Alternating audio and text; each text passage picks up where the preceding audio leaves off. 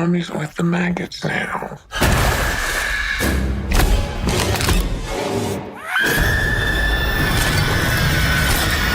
What will be, will be. Alrighty, we are here. The day has finally come.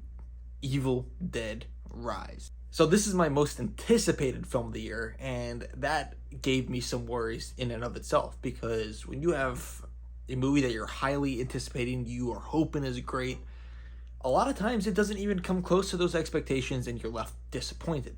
So does Evil Dead Rise create its own identity and separate itself from the pack like each movie has done before, or is it trying to be more like the ones that came before? Instead of just some teenagers in a cabin, we are introduced to a family, which already ups the stakes, because when you're dealing with family, the scope is a lot more personal, and we can all relate to family. And when things start going down and demons start attacking, it's hard to get around the idea that you have to kill these people that you once loved only a couple hours prior. And once the family is introduced for the most part and we get to know each of the characters, which I think they do a pretty solid job with, one of the characters discovers the book, the Necronomicon.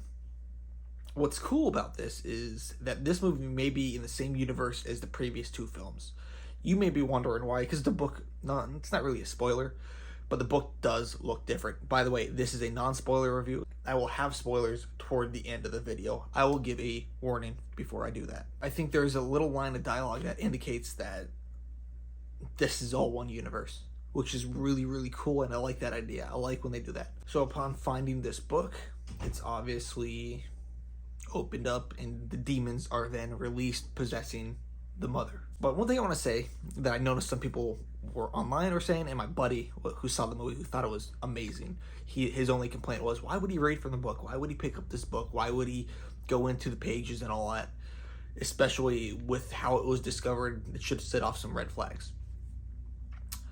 So when you're watching a horror movie, we have the pleasure and perspective that we know we're watching a horror movie. These characters within this movie, they don't know they're in a horror movie. Thus, their red flags aren't going up, because, especially if, it's not really a spoiler either, but this family isn't very religious. This family that we're introduced to is not, I don't think they really believe in any kind of afterlife, supernatural forces, or anything like that. They weren't raised that way. So when you don't even believe that that's a possibility, why would those alarms go off in your head, right? It's just a book that's was discovered. It's a dusty old book, and it could be worth something. So I think people saying, oh, well, obviously it's gonna trigger demons. Only if you know you're in a horror movie does that make sense. And you're watching it, people who say that kind of stuff, all the dumb decisions in horror movies. Oh, I would have done this. No, you probably would have been the first person to die, actually. So, like, I think that's so annoying. You don't know how you're going to act in these kind of insane situations, but people think they would be so clear-minded to make the perfect decisions. And I think this is the way the demons are released in this movie. There's even less an argument for stupid character decisions. Like, say, for example, the 2013 movie, which I think is a great film. In the 2013, there's spoilers for that, he reads from the book word for word, and that's not really how it goes down in this movie. And a lot of people would be like, why would you read that passage? Blah, blah, blah. This movie doesn't really go down like that, and I think it makes a little bit more sense. But I digress. Let's get into the main part of the review. This movie was really, really scary. It was terrifying. It was gory, and it was just a lot of fun. The mother who gets possessed, she's the standout of this entire movie. She is genuinely creepy, from the makeup effects, from her voice, to how she puts on this, how she moves and puts on this possession and persona of this demon. It works very, very well. Especially you see in the trailers that peephole, that eye hole through the door scene. It's just creepy. It's just genuinely creepy. And there was a moment in the trailers which I thought was really cheesy, when she's like, eeny, meeny, miny, mo. And it was only cheesy in the trailers. In the movie, it was rather horrifying, and it was dead serious. And it worked. And I think it's a testament to the director and how well he's building this world, this family, and you know some bad stuff is about to happen. All the other characters, and even the aunt is our main character. I didn't really talk about her at all. She was great. She's a solid lead actress. I'd like to follow her if she wanted to come back for more sequels. I still like Mia from 2013 a little better, and Ash Williams is Ash Williams. But this movie continues on the streak of having great lead characters. It does. And all the kids in the movie were acted very well. I thought they were all really good characters. The fact that I remember all these characters' names except for one should tell you how good I think Lee Cronin, the director, did at fleshing out these characters. And when the demons start coming out and the Deadites start possessing people, it doesn't let up. It is gory, it is brutal, everything you see in the trailer. You know, I recommend stop watching trailers. It's for your own benefit. I didn't watch any of the trailers, so I was shocked by everything. I had to go back and watch the trailers afterward for this video. As you can see, I bookend the videos with clips from the trailers. They spoil a lot of stuff, or they give away a lot of good stuff. Stop watching the trailers. Really. My only mild gripe of the movie, there's two. The way the movie is started and ended. Well, the ending was fine, but the way the movie was started, it was okay. I could take it or leave it. I was engaged in it. I'm like, well, this is cool, but how does this fit into the plot? It doesn't really fit in. It kind of does. But whatever. But my only issue is it sucks because I'm comparing this to Evil Dead 2013, and I think that's one of my favorite films ever made. It's not nearly on the same epic level that movie was on. That movie I consider a epic horror film. I mean, at the end, it's raining blood with operatic horror music playing, and she has a chainsaw after getting an arm ripped off, and she shoves the chainsaw down the demon's face. I mean, as the cabin's burning in the background, how cinematically amazing is that? This movie didn't really have that. The thing that it introduces at the end, I'm sure it has some thematic symbolism behind it. It was creepy and weird, and I got behind it, but it just didn't have that oomph, that hit like the final 20 or 10 minutes of the Evil Dead 2013 did. It worked well enough. It was a good ending, and I don't think it is fair that I compare it to that movie because this movie really stands on its own. But that's my only gripe, is that it has a really good ending and climax. It just wasn't as good as 2013's. But yeah, no, this movie goes for it. There's some comedic elements involving an eyeball, which at first when I watched, I'm like, oh, that's kind of weird. Why do they do that? But I'm like, of course, we're watching an Evil Dead movie. That makes sense.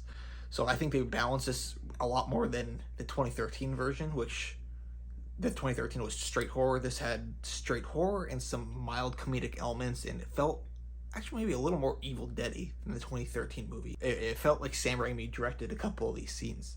Lee Cronin is another director that Sam Raimi pulled out of the woodwork, like Fede Alvarez. But he pulls these two directors out of the woodwork that really haven't done much, and they end up being really good directors. He's like a GM who finds these star players for their baseball team. It's great. I'm just going to get right into the rating before I talk about the spoilers. And this movie gets an A-.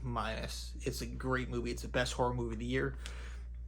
It might go up in my rating. I just don't want to give it too high of a rating just yet, and it might overtake John Wick, but we'll see. So let's move on to the spoilers. But yeah, so the mother gets possessed, and she starts going after her children, and the brother and older sister both turn into deadites and end up being killed, and it was pretty brutal. I mean, it was horrific, from being lit on fire, stabbed multiple times, and the way that the daughter, the older daughter, she gets cut on her face, and then I think she gets licked by the mom. That's how she gets infected. And here's another little Evil Dead throwback. The veins start coming out, like after Ash got bit on his hand, I believe that's what it was, and the veins started spreading out before his hand got infected. That's what happened on her face. It was really, really neat. And I think the movie overall is played relatively smart. There's a good reason why they can't escape from this high rise. An earthquake occurs, destroying the stairwell as well as the demon destroys the elevator. So they're stuck up there, and the rest of the residents, they're picked off one by one. It's a lot of fun. And it ultimately ends with, I guess is the big spoilers, the aunt and the little girl. They get out, they get into this parking garage, and the two kids who are turned into demons and the mother, they basically merge into one monstrosity. and they start walking all over, and it's just like this mangled Resident Evil demonic messed up demon. That led to a pretty cool scene at the end, in which she picks up a chainsaw and shoves it into the demon's face. Like in 2013, it just wasn't as epic and brutal and whatnot. It was good. I like the idea that it changes the lore up a little bit on these guys, in that even if you cut them into pieces, they'll still be alive. The pieces will still continue to come after you. Basically, you have to eviscerate and destroy their entire body, and the way the demon's killed in this movie is that it's thrown into a wood chipper and completely destroyed. At first, I guess I'd have to watch it again. I wasn't really a big fan of the the three demons that morphed into one. It was okay. I mean, maybe it was a little better than okay, but I noticed a lot of times, I think the design of it may have come off as a little hokey and dumb, because they didn't really show it too much, which, that's fine, but it was always in the shadows, and I was okay with that, because I'm like, if it is hokey and dumb, I like the idea of it. It definitely is a really cool idea, but if it's hokey and dumb, don't show it to us. Let us imagine what it could be. And there was moments in which it did show us, and I'm like, it's just weird. You never really got a clear image of how it's all moving and whatnot. But I'm fine with it. It was a very good movie, and I'm hoping there's a sequel, maybe. There's a lot more you could do with this lore, and I'm quite interested to see where it goes next.